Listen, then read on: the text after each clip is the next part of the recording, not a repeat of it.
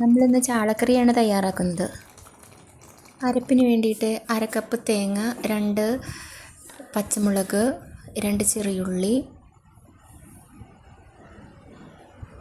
1/2 teaspoon മഞ്ഞൾപ്പൊടി, 2 table spoon Kashmiri മുളക് പൊടി, ഇതെല്ലാം കൂടി മിക്സിയിൽ അരച്ചെടുക്കുക. ഇനി ഒരു ചട്ടി അടുപ്പത്ത് വെച്ച് 2 ടേബിൾ സ്പൂൺ വെളിച്ചെണ്ണ ഒഴിക്കുക. ഒരു കഷ്ണം ഇഞ്ചി ചോപ്പ് ചെയ്ത് ചേർക്കുക. 4 പച്ചമുളക് ചോപ്പ് ചെയ്ത് ചേർക്കുക. ഒരു 15 ചെറിയുള്ളി ചോപ്പ് ചെയ്ത് ചേർക്കുക. 2 തണ്ട് കറിവേപ്പില ചേർക്കുക. നന്നായി വഴറ്റുക.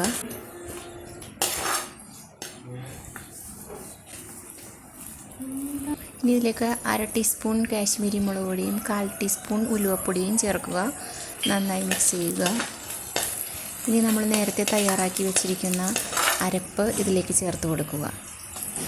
എന്നിട്ട് നല്ലപോലെ വഴറ്റുക.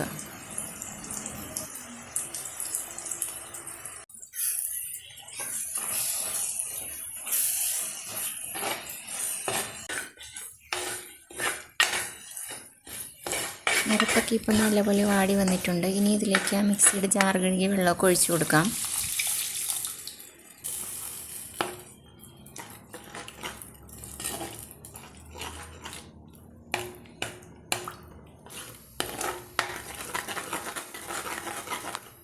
ഇനി ഇതിലേക്ക് ഒരു 1/2 കപ്പ് വെള്ളം കൂടി ഒഴിച്ചു കൊടുക്കാം.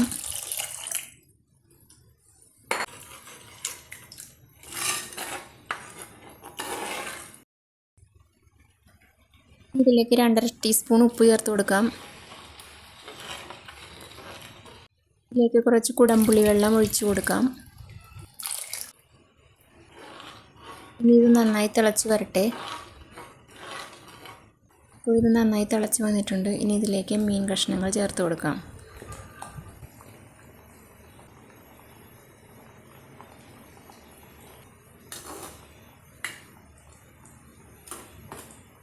ഇനി ഇത് തിളയ്ക്കുന്നത് വരെ ഹൈ ഫ്ലെയിമിലിടുക. അതിനുശേഷം ലോ ഫ്ലെയിമിലിട്ട് ഇത് വേവിച്ചെടുക്കുക.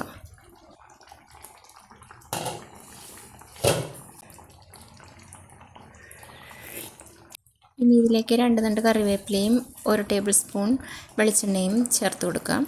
അതിനുശേഷം വാങ്ങി വെച്ച് ഉപയോഗിക്കാവുന്നതാണ്. നമ്മുടെ ചാളക്കറി റെഡി.